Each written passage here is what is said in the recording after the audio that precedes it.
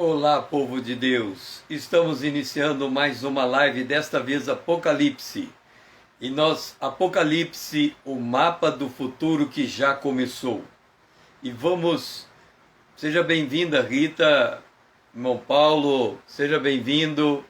Nós estamos começando essa live, pega o aviãozinho, vai mandando, convidando pessoas para estar aqui conosco. Boa noite, Rita. Nós estamos aqui para dar início ao Apocalipse e responder hoje se a igreja está indo para a glória ou a igreja está indo para a apostasia. Então hoje nós vamos tratar diretamente desse tema. Então vai convidando as pessoas, vamos trazendo os nossos irmãos, aqueles conhecidos nossos que têm interesse pelo tema do Apocalipse, para que nós possamos juntos fazer uma explanação deste livro. Apocalipse capítulo 2. Aliás, vamos primeiro ler Apocalipse capítulo 1. Apocalipse capítulo 1, o versículo 12. Voltei-me para ver quem falava comigo. Observe um detalhe. João está nessa direção aqui. Ele se volta para ver quem fala com ele. Ok? Boa noite, irmão Paulo. Então João está nessa direção, olhando para essa direção aqui, ó. E aí o texto em Apocalipse capítulo 1, versículo 13 diz assim: E eu me voltei para ver quem falava comigo. Então ele faz esse movimento aqui, ó. Ele vai ver quem está falando com ele. E quando ele se volta, o que é que João vê? Quando ele se volta, ele vê 7 candeeiros. 7 candeeiros. 1, 2, 3, 4, 5, 6, 7. Então, presta bem atenção nesta cena. Achei-me espírito no dia do Senhor e ouvi uma voz por detrás de mim. João está ouvindo uma voz atrás dele. E quando ele se volta, a primeira coisa que ele enxerga são 7 candeeiros.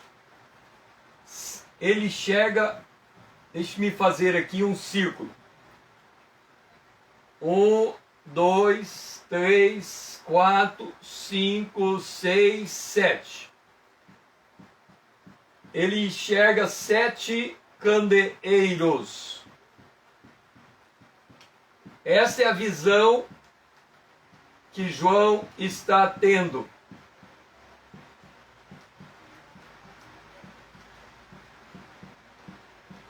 Sete candeeiros. E aí ele vê no meio dos candeeiros um semelhante ao Filho do Homem.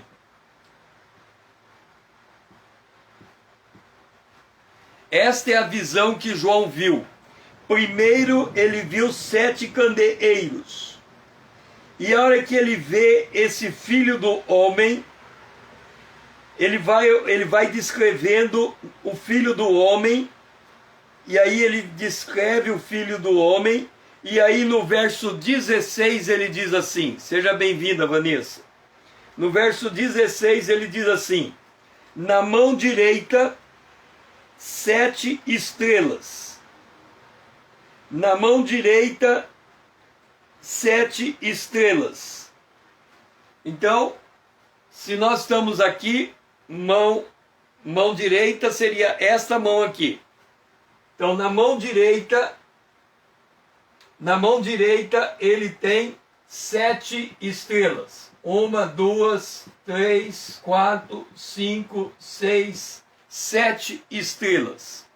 Esta é a visão do apóstolo João. Agora, note uma coisa.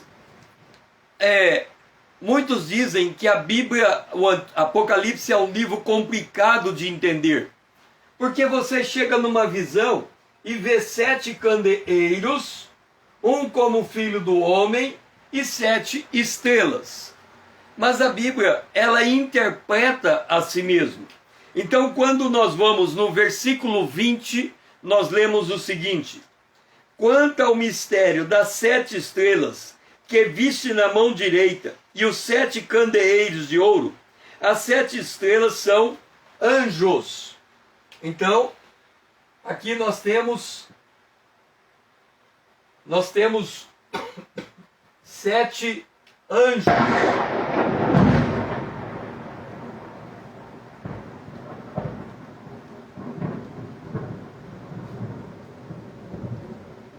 Aqui nós temos 7 anjos, ok? Depois ele diz assim: e os 7 candeeiros são 7 igrejas. Então nós temos aqui igrejas.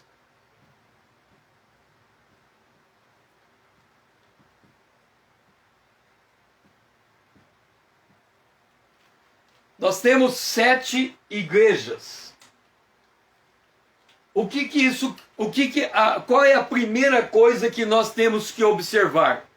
Preste muita atenção nesse detalhe. Você está olhando para cá, Jesus fala com você nas suas costas, você se volta. O que é que você vê? Você vê 7 igrejas. E depois você vê o Filho do Homem no meio de 7 igrejas. Qual é a lição que temos aqui? É impossível enxergar Jesus Cristo sem antes enxergar a igreja. Presta bem atenção nisso. É impossível nós termos uma visão de Jesus Cristo sem antes nós termos uma visão da igreja.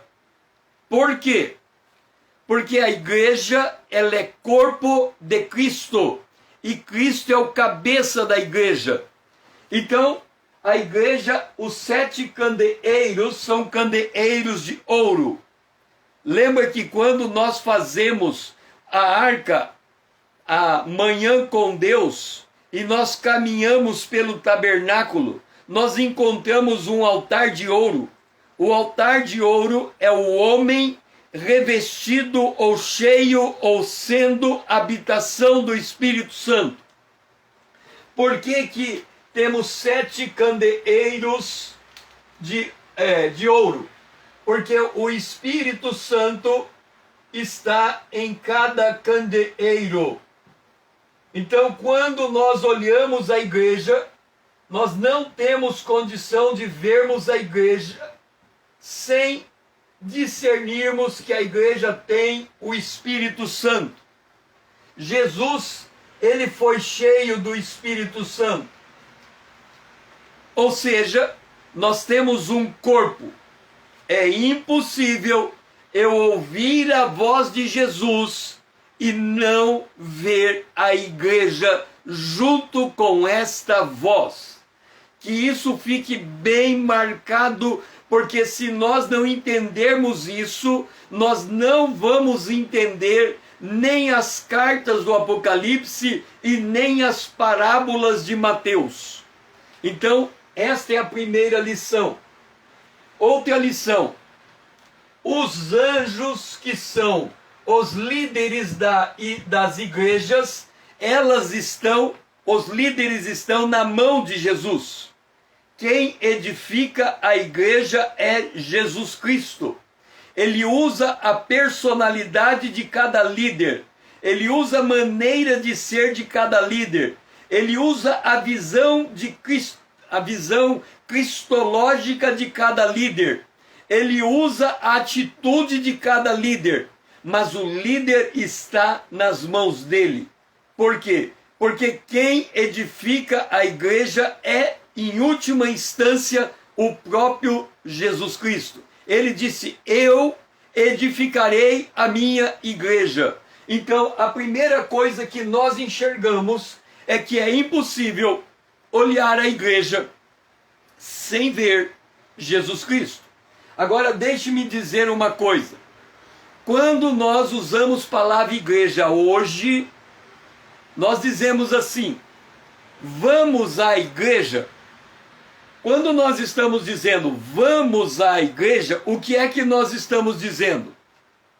Lá na rua tal, tem um prédio que a gente dá o nome de igreja e nós vamos até aquele prédio para adorar a Deus. Então, quando a gente diz vamos à igreja, ou a igreja que está, quando nós dizemos a expressão vamos à igreja hoje, nós geralmente estamos associando ao prédio. Inclusive o prédio chama Igreja Batista, Igreja Metodista, Igreja Assembleia de Deus, Igreja Presbiteriana. Ali está sendo dito que naquele local, então vamos apagar aqui. É bom vocês ir fazendo as anotações de vocês. Então, quando nós estamos dizendo que nós temos um prédio, e quando nós dizemos que nesse prédio tem pessoas,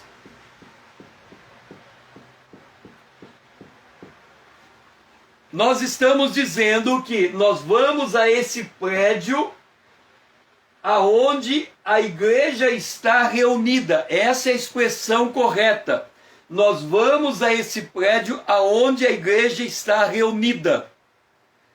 Por outro lado, quando nós falamos igreja, para termos uma igreja, nós temos que ter ou 2 pessoas, ou 3 pessoas no mínimo. Porque Jesus disse: aonde estiver 2 ou 3 reunidos, eu estou no meio. Então a igreja só se forma quando os cristãos congregam. Porque a igreja é corpo. Nós somos membros da igreja. Individualmente nós somos membros. Nós não somos individualmente igreja. Entenda esse conceito. Eu só tenho uma igreja quando 2 pessoas se reúnem, quando 3 pessoas se reúnem, ou quando um número indeterminado de pessoas estão reunidas. Ali eu tenho igreja. Então nunca confunda a igreja com espaço físico. Mas nós precisamos de um espaço físico para manifestar a presença da igreja. É por isso que quando a gente fala dos povos perseguidos, eles estão congregando nas cavernas, eles estão congregando às vezes dentro da cadeia, da prisão, eles estão congregando dentro das casas, escondidos. A igreja tem uma necessidade de congregar, porque ela tem necessidade de formar o corpo. Não há como nós desenvolvermos uma fé em casa, sozinho entre nós e Deus, sem formarmos um corpo e este corpo estar envolvido em um mesmo espírito. Então, quando nós usarmos igreja, nós estamos falando de corpo, membros reunidos em um lugar. Em um lugar, em nome de Jesus. Por outro lado,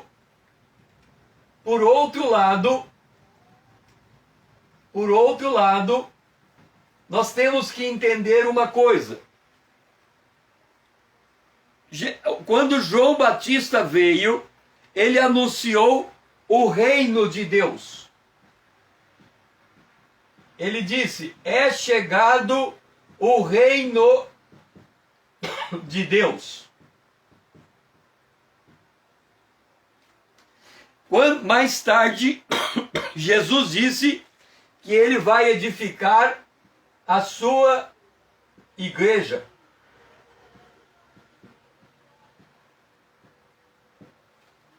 Então, a igreja ela é menor do que o reino de Deus, porque o reino de Deus envolve todo o domínio de Deus, envolve a expansão do universo. A igreja, ela é, num certo sentido, ela é menor do que o reino de Deus. Então aqui nós temos o reino de Deus e aqui nós temos a igreja de Jesus Cristo, o corpo de Cristo.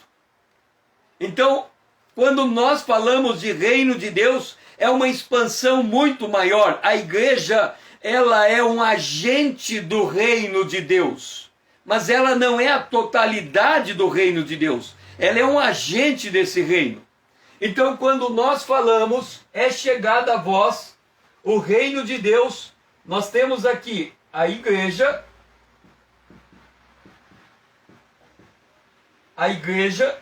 e quando nós estamos falando igreja, nós estamos falando a igreja corpo de Cristo, ok? Então, aqui, a igreja corpo de Cristo, e se nós estamos falando corpo de Cristo, nós estamos falando que esta igreja, ela tem o Espírito Santo e ela tem um cabeça que é Cristo.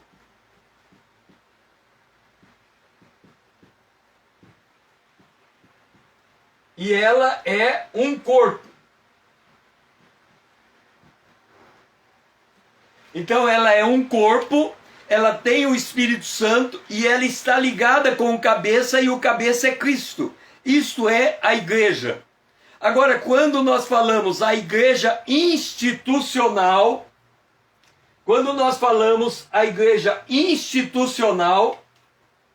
a igreja institucional é uma entidade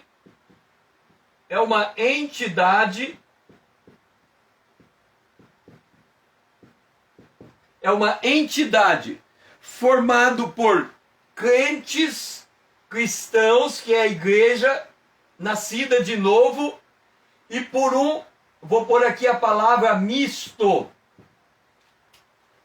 Por que eu estou usando a palavra misto? Lá em Êxodo capítulo 12, falando de Israel saindo do Egito, no capítulo 12, deixa-me ver aqui.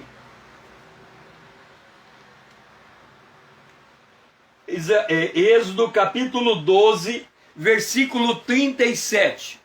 Israel estava no Egito, Israel era o povo de Deus. E Deus fala que ele vai sair do Egito para ir para Canaã. E aí nós lemos: assim partiram os filhos de Israel de Ramassés para Sucote, cerca de 600.000 a pé, somente homens, sem contar mulheres e crianças. Agora note-o bem, Israel sai do Egito e junto com Israel sai um misto de gente, ovelhas, gado e muitíssimo animal. Esse misto de gente é gente que se identifica com a igreja, mas não é a igreja. É gente que está alimentando com o mesmo alimento que a igreja se alimenta, mas não é a igreja. Então a igreja denominacional, ela é formada por pessoas nascidas de novo, que têm uma experiência real com Deus, mas infelizmente por pessoas que agregaram a esta igreja por várias razões, mas não pelo novo nascimento. Eles fizeram profissão de fé, mas não nasceram de novo. Eles vivem como o cristão vive, mas não nasceram de novo. Então, quando nós falamos de uma igreja institucional, e aqui nós estamos falando da igreja institucional, esta igreja institucional, em que pese o fato de fazermos profissão de fé, para ser levado para as águas do batismo, e de todo o cuidado para saber se aquela pessoa nasceu de novo, muitos do que vêm para a igreja, ele é na verdade um misto de gente, não é a verdadeira igreja. Então nós temos a igreja local, mas dentro da igreja local tem um misto de gente. Como é que nós sabemos disso? Como é que nós sabemos disso? Então vamos começar pelo reino de Deus. O reino de Deus nos leva para a primeira parábola de Jesus em Mateus capítulo 13. Jesus disse, Mateus capítulo 13, eis que o semeador saiu a semear. Então nós temos a figura do semeador,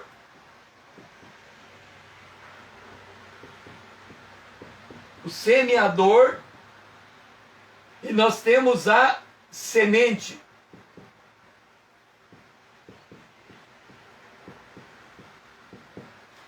Nós temos semeador e nós temos a semente.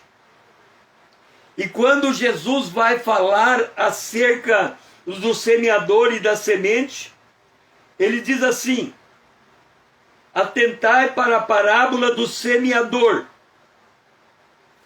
E aí o semeador saiu a semear.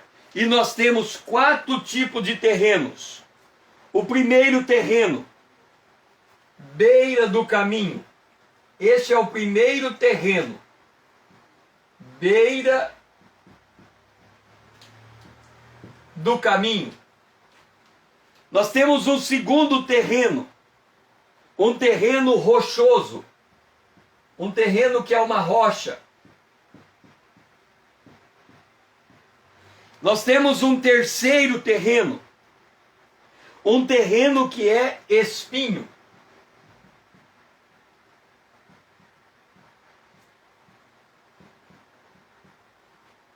E nós temos um quarto terreno. E o quarto terreno é uma boa terra.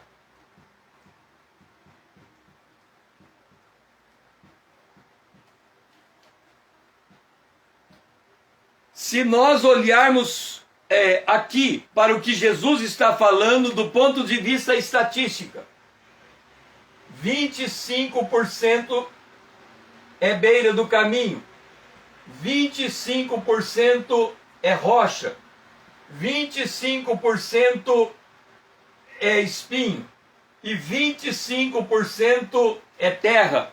Ou seja, eu estou dando um número para nós entendermos o raciocínio. De cada 4 pessoas que ouvem o evangelho, uma é terra, a outra é beira do caminho, a outra é rocha, a outra é espinho. Uma prospera. Então aqui aparece a questão do que eu falei, do misto de gente. Estes aqui são chamados misto de gente. Eles não conseguem chegar a uma experiência real e verdadeira com Deus. Por que que não conseguem chegar? Porque quando Jesus chega no último, ele diz assim: mas o que foi semeado em boa terra é o que ouve a palavra e a compreende. E esse frutifica.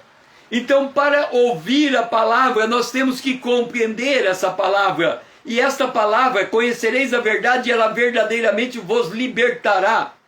E se o Filho vos libertar, verdadeiramente sereis livres. Então nós temos que entender que nem todo aquele que ouve a palavra de Deus se converte a Deus. Esta é a primeira. Agora nós vamos para a primeira igreja do Apocalipse. Apocalipse capítulo 2. A primeira igreja é a igreja de Éfeso. Se nós estamos falando da igreja, nós estamos falando da boa terra. Então aqui, nesta boa terra, é a igreja de Éfeso. Paulo foi pastor da igreja de Éfeso. Paulo escreveu a carta aos Efésios, uma das cartas mais espirituais da Bíblia, de maior valor teológico das cartas de Paulo. Esta igreja recebeu esse alimento de Paulo. Mas Paulo, em Atos capítulo 20, avisa esta igreja que depois que ele partisse, iria entrar lobos devoradores, atraindo discípulos para si dentro dessa igreja. E Jesus chega para esta igreja e ele se apresenta como aquele que tem a mão direita as 7 estrelas. E ele está no meio dos candeeiros. Então a visão da igreja e a visão de Jesus Cristo naquela igreja é aquele que tem o domínio da igreja. Ele tem a igreja com ele. Ele é o cabeça da igreja. A igreja é o seu corpo. Os ministros da igreja estão em suas mãos. É assim que Jesus se apresenta à primeira igreja, a igreja de Éfeso. Jesus disse: eu conheço as tuas obras, a tua perseverança. Agora, olha só, esta igreja que Jesus disse: eu conheço as tuas obras, ele diz assim: eu sei que não pode suportar homens maus. Então, quando nós olhamos para dentro de uma igreja, nós temos que entender que dentro da igreja tem homens maus. Nem tudo que reluz na igreja é ouro. Então nós temos que entender que tem homens maus. Mas aquela igreja, aí o membro, a membresia daquela igreja, colocou à prova aqueles que se declaravam apóstolos e não eram. Eles diziam ser chamados por Deus e não eram. Hoje, se a pessoa coloca uma Bíblia debaixo do braço, nós já estamos olhando para ela como uma pessoa chamada por Deus, só porque ela está com a Bíblia. E no entanto não é assim. Vocês colocaram à prova aqueles que se dizem apóstolos e não são. Então Deus, ele chama os seus líderes estão nas suas mãos, mas muitos se apresentam para liderar não sendo líder, não sendo chamado, não sendo vocacionado. E aí a igreja tem que entender que nesse contexto do reino de Deus, em que a semente é plantada, ela convive com homens maus.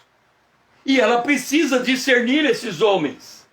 E aí o Senhor diz assim: tem perseverança, e suportaste provas por causa do meu nome. A igreja passa por tribulação. Ele está dizendo: vocês suportaram tribulação por causa do meu nome. Mas ele diz: tenho, porém, contra ti, que abandonaste o primeiro amor. Nós estamos falando da igreja primitiva. Nós estamos falando da igreja de Éfeso. E a igreja de Éfeso, o Senhor diz: eu tenho algo contra vocês. Vocês deixaram de lado o primeiro amor. Então, observa como nós temos que ser cuidadosos com a nossa vida cristã. Lembra que Maria, ela foi com Jesus para o templo, e era mãe de Jesus. E ela sai do templo e vai levar um dia para descobrir que Jesus não estava mais com ela. Jesus tinha ficado no templo, e ela vai levar 2 dias para encontrar Jesus. Então, a igreja, ela tem o problema do pecado dentro dela. Ela lida com a luta da carne e do espírito, e o espírito da carne. E se ela não for cuidadosa, se ela não for zelosa, se ela não prestar atenção nos caminhos de Deus, ela pode facilmente esfriar a sua fé e se desconectar. Tanto é que Jesus disse: lembra de onde caíste, volta às primeiras obras, senão eu moverei o teu candeeiro. Hoje nós não temos mais a igreja de Éfeso. O candeeiro foi removido. Ela se perdeu na história. Ela não conseguiu cruzar as eras da história. Então, a igreja, ela pode nascer, mas lá na Europa nós estamos vendo as igrejas fechando as portas. Igrejas sendo transformadas em boates. Nós temos regiões do mundo onde há um avivamento, mas temos regiões do mundo onde há um esfriamento, onde a igreja foi vitoriosa um dia, foi vigorosa, e hoje não é mais. Quantas igrejas nós conhecemos que começaram bem e desviaram da sua jornada. Então, a primeira igreja, nós aprendemos esta lição. Então nós temos que entender que quando nós falamos igreja, corpo de Cristo, é a igreja conectada com o Senhor no mesmo Espírito. Mas quando nós falamos igreja, local de reunião, nós temos a igreja dentro, mas nós temos também um misto de pessoas dentro. E o apóstolo, e Jesus está dizendo, cuidado com os homens maus. E ele diz, tenho contigo a favor que odeias as obras dos nicolaítas. Aí alguém pergunta, qual é a obra dos nicolaítas? Uma das traduções para essa expressão é o domínio da congregação sobre o pastor. É a congregação determinar ao pastor que alimento ele vai servir para esta mesma congregação. O apóstolo Paulo, em outro lugar, diz assim, são pessoas que reúnem para si doutores segundo as suas próprias concupiscências. Então, uma igreja, os líderes estão na mão de Jesus. E eles deveriam ter autoridade espiritual para receber de Deus e entregar a igreja. Mas hoje vai acontecendo uma inversão. E a igreja vai dizendo para o seu líder o que é que ela precisa receber. E esta primeira igreja, Jesus disse, eu tenho com vocês que vocês estão rejeitando a obra dos nicolaítas. Lembra que quando os 70 se levantaram contra Moisés, eles disseram, Moisés, quem você é melhor do que nós? Nós podemos liderar o povo de Deus. A Bíblia diz que a terra se abriu e eles foram engolidos. Depois nós temos a figura de Miriam e Arão se levantando contra Moisés e dizendo a mesma coisa. Nós podemos ser melhor, nós somos melhores do que você, Moisés. E Miriam ficou leprosa. Então, a obra de Deus, Deus levanta líderes. E esses líderes é para ter comunhão com Deus e alimentar o rebanho. Mas quando há uma inversão e o rebanho determina o que ele precisa receber, aí chegamos na obra dos nicolaítas. Então, nós temos aqui homens maus, mas nós temos também os nicolaítas.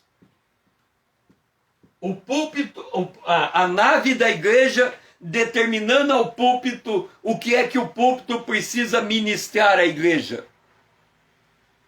Depois nós temos a segunda igreja, a igreja de Esmirna. Quando nós chegamos à segunda igreja, observa que a primeira igreja, ela está abandonando o primeiro amor. Quando chegamos na segunda igreja, esta coisa diz o primeiro e o último que esteve morto e tornou a viver. Ele diz, conheço a tua tribulação, a blasfêmia do que a si mesmo se declararam judeus e não são. Não temas as coisas que tendes a sofrer. Eis que o diabo está perto para lançar em prisão alguns de vós, e vocês serão colocados a provas, e vocês terão tribulação por 10 dias. Sejam fiéis até a morte, e eu darei a coroa da vida. Note que esta igreja, ela não recebe nenhuma repreensão. Mas esta é uma igreja perseguida.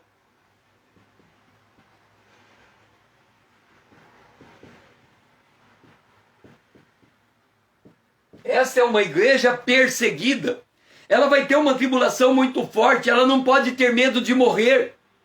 Então essa é uma característica do cristão. O cristão não pode ter medo da morte, ele tem que enfrentar a morte de frente, porque a morte é o inimigo vencido. Mas a segunda igreja é uma igreja perseguida. E a palavra de Deus é, não temas o que você tem para sofrer, não tenha medo do que você tem para sofrer. Esta é a segunda igreja. Qual é a parábola? Porque aqui diz assim: o diabo, aliás, olha o que diz aqui: eu conheço a tua tribulação e a blasfêmia do que a si mesmo se declara judeus e não são. Lembra que nós estamos falando da igreja, corpo de Cristo, que se reúne no lugar. E nesse lugar nós temos a igreja. E nós temos um misto de gente. E nós temos o homem mau. Agora, neste mesmo lugar que a igreja está frequentando, nós temos a sinagoga de Satanás.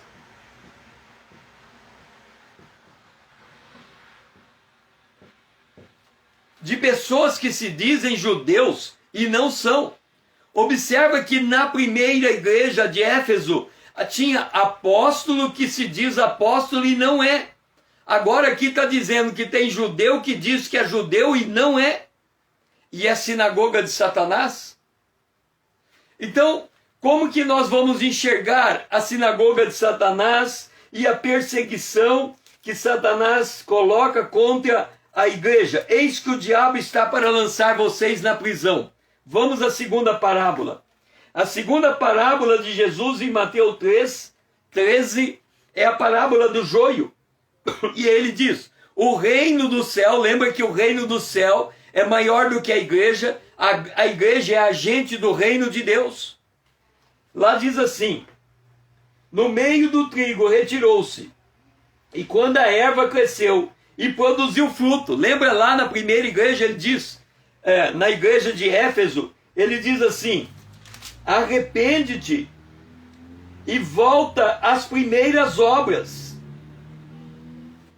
Volta às primeiras obras. E aqui, na segunda parábola, nós vemos o seguinte: o inimigo fez isso. Queres que arranquemos o joio? Não.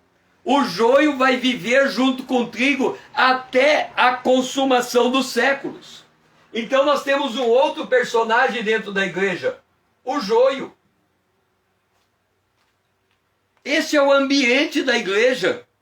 Nós temos a igreja, nós temos dentro da igreja quem diz que é apóstolo e não é. Nós temos um caso público e notório nesses dias de alguém que se apresentava como pastora dentro de uma igreja, e olha o que o que se apresenta dela agora. Dizem que são apóstolos e não são, dizem que são judeus e não são, e nós temos no meio da igreja um misto de gente, homens maus, joios, sinagoga. O problema nosso é que a gente tem uma visão romanceada de que aonde a igreja está, tudo é revestido de santidade, tudo é bonitinho, tudo está no seu lugar, tudo parece direito, mas não é. A verdade é que quando nós estamos no meio do povo de Deus, no meio desse povo tem uma mistura de gente, e dentro dessa gente algumas assumem as lideranças. E essas lideranças se apresentam como apóstolo não sendo, se apresenta como judeu não sendo. Essa é a segunda igreja. Uma igreja que é perseguida. E aí Jesus disse: gente, desde a segunda igreja em diante, olha que a segunda igreja tem a sinagoga de Satanás dentro dela. Tem muitas pessoas que estão dentro da igreja e praticam obra do ocultismo. Pratica magia negra. Vive vida dupla. Ele dá um bom testemunho de cristão dentro da igreja, mas no escondido, no segredo da noite, nas trevas, ele pratica outras obras. E convive junto conosco. Por quê? Porque Jesus disse que vai ser assim até o final. O joio vai estar no meio do trigo e nós temos que discernir. E ele fala: não adianta querer arrancar o joio do meio do trigo, não vai dar certo. Uma hora você vai arrancar o que é trigo, porque tudo é muito parecido. Então nós temos que conviver com esta dinâmica do reino de Deus e da onde a igreja se reúne. Por isso que a gente enxerga tantos escândalos dentro da igreja e coisas desse tipo. Por quê? Porque, de fato, muitos que estão ali não deveriam estar ali. João disse, eles saíram do nosso meio porque eles não eram de nós, não nos pertencia. Vamos então para a terceira igreja. A terceira igreja é uma igreja de Pérgamo. Esta igreja de Pérgamo, olha como Jesus se apresenta, espada de dois gumes. Espada que corta para o lado do púlpito, espada que corta para o lado da nave. Eis estas coisas diz daquele que tem. Eu conheço o lugar que habita. Olha só, esta igreja tem dentro dela, o lugar onde ela habita tem o trono de Satanás. Eu sei o lugar que você habita, e no lugar que você habita tem o trono de Satanás. Mas você conservou o teu nome, você não negou a tua fé. No dia da Antipas, minha fiel testemunha, que foi morto aonde Satanás habita.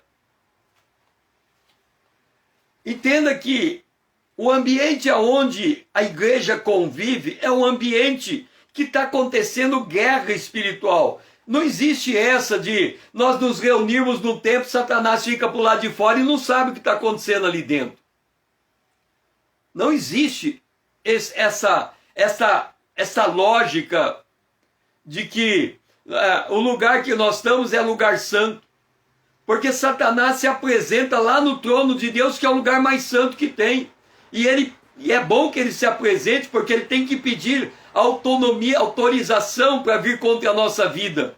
Então nós temos que entender que na segunda igreja o trono está ali dentro. E eu tenho contra ti a doutrina de Balaão. Qual é a doutrina de Balaão? Você pode prostituir e você pode adorar a Deus, que tudo vai ficar bem. Porque quando Balaão quis amaldiçoar Israel, ele não conseguiu. Aí, como ele queria receber dinheiro do rei, ele disse, rei, eu tenho uma estratégia. Israel não pode ser amaldiçoado. Mas se você colocar prostitutas em Israel, aí você vai conseguir trazer Israel, fazer Israel perder a sua fé. E aí eles vão ser um povo enfraquecido. E eles poderão ser conquistados. Então aqui nós temos a doutrina de Balaão, que ensinava a Balaque a armar cilada contra os filhos de Israel para comer coisa sacrificada aos ídolos e praticarem a prostituição. Então, quando nós falamos de igreja, nós falamos que no meio da igreja tem também tem prostituição. Existem muitas pessoas que congregam na igreja adeptos à prática da prostituição.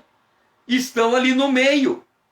Por quê? Porque não tem uma maneira de... o trigo está no meio do joio também. Então nós não temos como olhar para uma igreja e dizer, olha que igreja gloriosa. Existe a igreja gloriosa quando nós falamos igreja corpo de Cristo.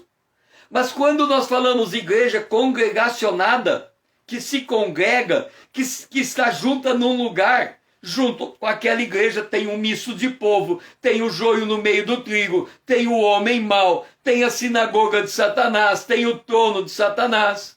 Historicamente, quando nós olhamos aqui essa igreja que tem o trono de Satanás, existe um lugar no mundo onde a igreja se apresenta como o dragão, ou como o cordeiro, mas fala como o dragão. Esta igreja é poderosa na terra. Ela é igual o cordeiro, mas a fala dela o tempo todo é fala de dragão. E lá foi estabelecido o trono de Satanás. Ele consegue dominar as nações a partir dali. Então nós temos que entender o contexto em que nós estamos falando de igreja. E aí dessa igreja diz assim, Tem aí, ó, a obra dos nicolaítas também nesta igreja. Aí ele diz: arrepende-te, senão eu pelejarei com a espada da minha boca. Então, esta igreja aqui é perseguida. O que nós podemos dizer desta igreja? Esta igreja, ela é perseguida. Eu vou colocar a palavra aqui, seria uma igreja seduzida.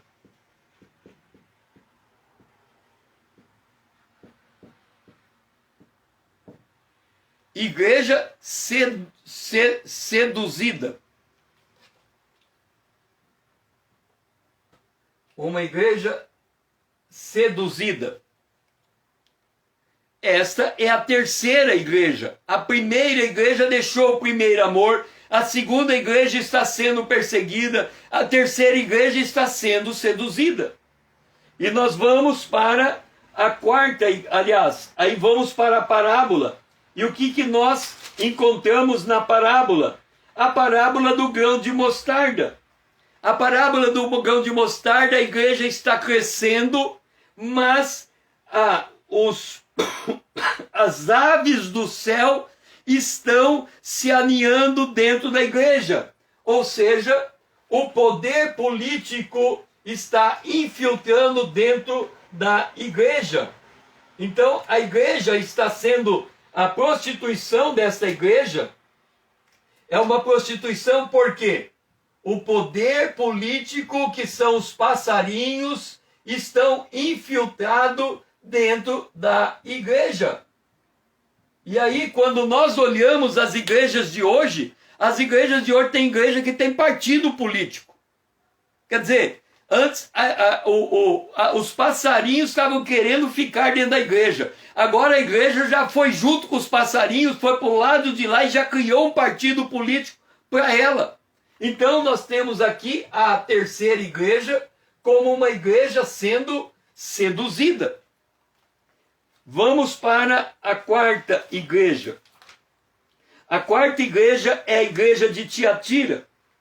E o Senhor aparece com olhos de chama de fogo. Ou seja, ele tem que penetrar fundo para observar o que está conhecendo. E ele diz: eu conheço a tua obra, o teu amor, a tua fé, a tua perseverança. As tuas últimas obras são maiores do que as primeiras. Tenho, porém, contra ti que você tolerou Jezabel, a profetisa, que seduziu os meus servos a praticar, a comer coisa sacrificada. Dei-lhe tempo para se arrepender.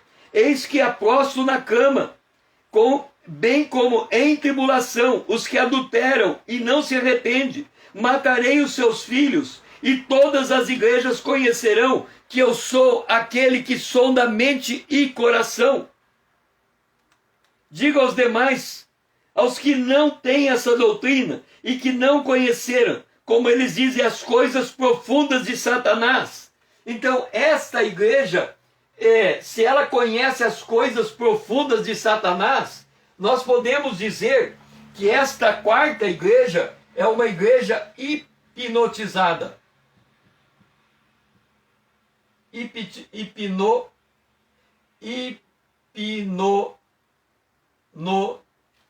eu escrever certo. É que eu estou escrevendo de trás para frente, então hipnotizada. Esta é a quarta igreja. A quarta igreja é uma igreja hipnotizada.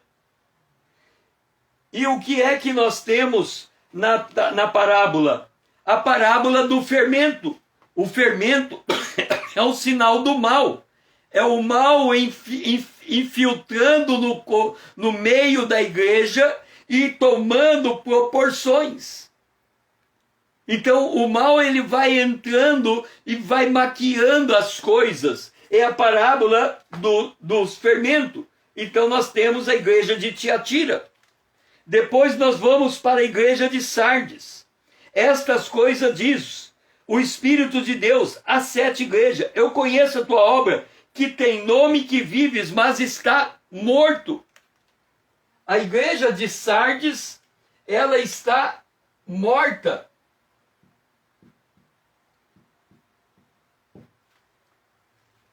Ela está morta. Ser vigilante e consolida o resto que estava para morrer, porque não tenho achado íntegra as tuas obras na presença do meu Deus. Lembra-te do que tens recebido, guarda, arrepende, senão eu virei como ladrão, e você não vai conhecer a hora da minha vinda. Esta é a quarta igreja? É. Uma, duas, a quinta igreja. Vamos ver a quinta parábola. A quinta parábola, o tesouro passou a estar escondido. O tesouro está escondido em um campo. Se você está dentro de uma igreja morta, a palavra de Deus se tornou rara. E aí você tem que sair atrás dessa palavra. Você já não consegue ver mais esta palavra com tanta facilidade. 1, 2, 3, 4, 5, 6, 7. E agora vamos para a igreja 6, a igreja de Filadélfia. E a igreja de Filadélfia, o Senhor se apresenta como aquele que tem a chave de Davi. Ele abre e ninguém fecha. E ele diz, eu conheço a tua obra. E ele diz, eu sei que você tem pouca força.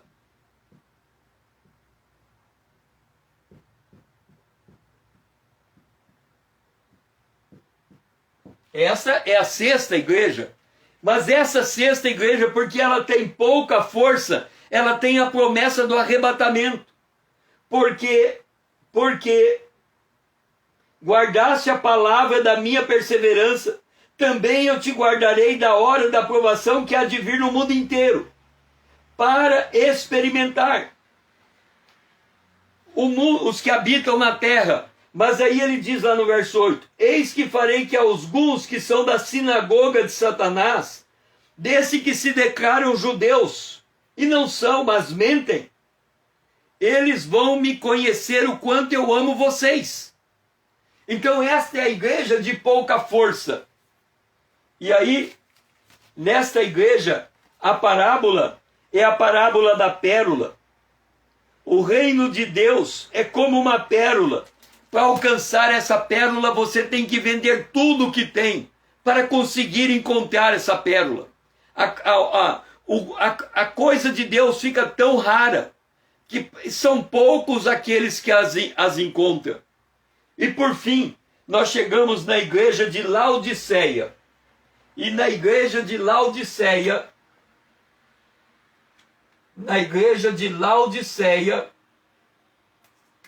Jesus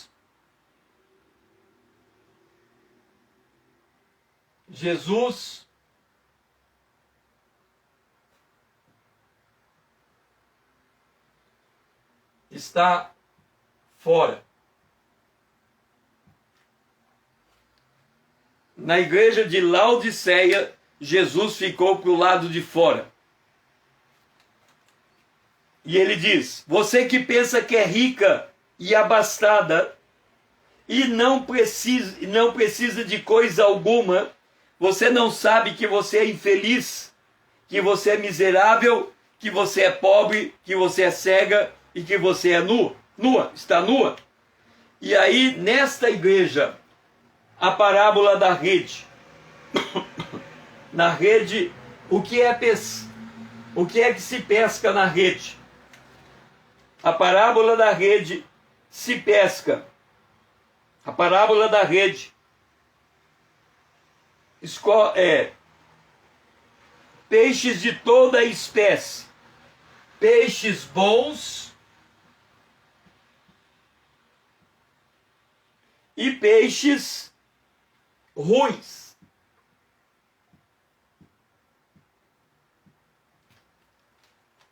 Esta é a história das igrejas no Apocalipse. Perdeu o primeiro amor, foi perseguida, se deixou seduzir, ficou hipnotizada, morreu espiritualmente. Ele encontra um povo de pouca força, mas a última igreja colocou Jesus para o lado de fora. a parábola. E quando nós olhamos as parábolas de Jesus, comparado com as 7 igrejas, este é o quadro que nós encontramos. O que nós estamos dizendo?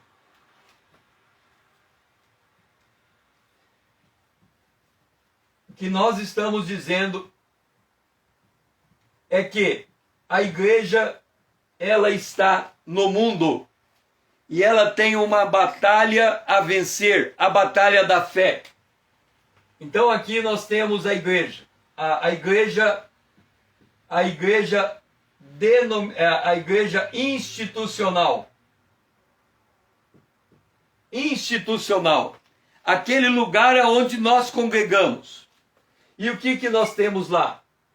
Nós temos a igreja verdadeira, nós temos um misto de gente, nós temos homens maus, nós temos quem se diz apóstolo e não é, nós temos quem diz judeu e não é, nós temos a sinagoga de Satanás, nós temos o trono de Satanás, nós temos a doutrina dos nicolaítas, nós temos a doutrina de Balaão, nós temos a doutrina de Jezabel. Este é o cenário das igrejas em todas as eras. A igreja verdadeira, ela está aqui. Mas ela tem que lutar em meio a esse descampado. É por isso que quando lemos o Apocalipse, ao final de cada carta é dito: quem tem ouvido, ouça o que o Espírito diz à igreja. E para cada vencedor, para cada vencedor,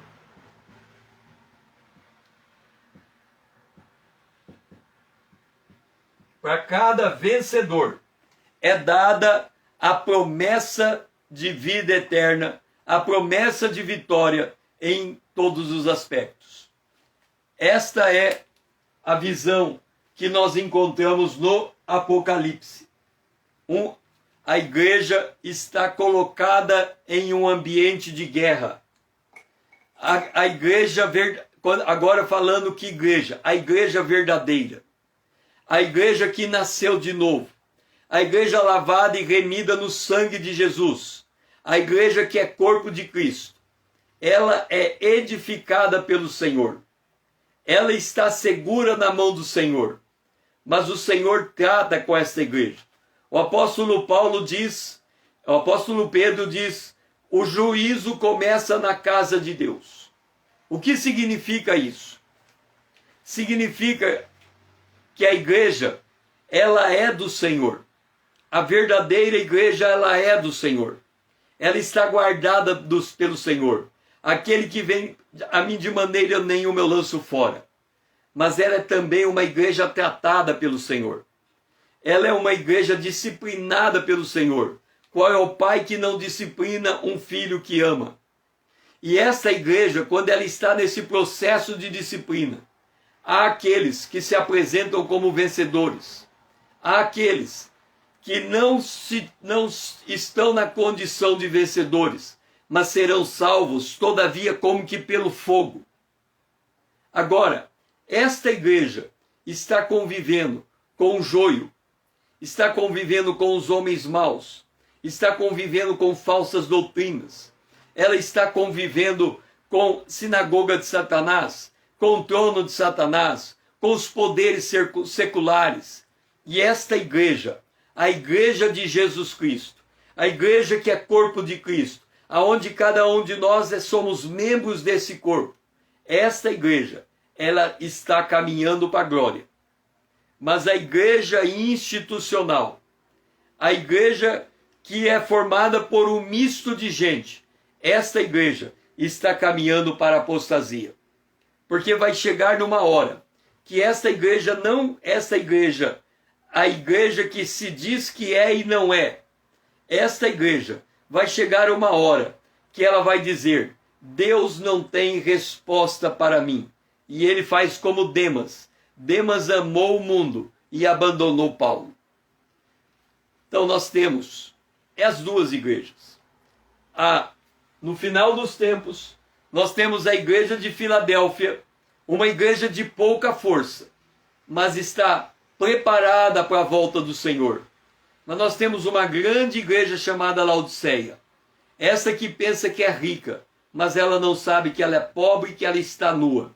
E que ela precisa comprar colírio para os seus olhos, para que ela possa enxergar a realidade. Assim, eu termino essa live. Ninguém fez pergunta. Não sei se ficou claro aquilo que eu coloquei. Na próxima live, eu vou falar de umas... eu vou colocar desse jeito para vocês entenderem. Eu vou falar dos 3 derramamentos do Espírito Santo sobre a terra. E quando eu falar dos 3 derramamentos do Espírito Santo sobre a terra, na verdade, eu vou falar de 2 derramamentos do Espírito Santo. Um para cá e um para cá. Esse que está para o lado de cá, ele vai se desdobrar em 2 derramamentos do Espírito Santo. E o outro vai ser um derramamento do Espírito Santo próprio. E aí eu vou falar qual é o papel do Espírito Santo desde a hora que Jesus morreu da cruz até o início do milênio, ok? Então nós vamos falar amanhã acerca dos derramamentos do Espírito Santo. Eu vou deixar o assunto desta maneira, mas eu vou ter que apresentar ele nas Escrituras. E vocês vão ter que ler o texto com muita atenção, porque os textos que eu vou ler são textos conhecidos, que todo mundo utiliza o texto para explicar o derramamento do Espírito Santo, mas eu vou colocar o derramamento do Espírito Santo dentro do tempo, dentro da cronologia, e vocês vão poder entender, porque agora vocês viram que a igreja está num ambiente de guerra espiritual.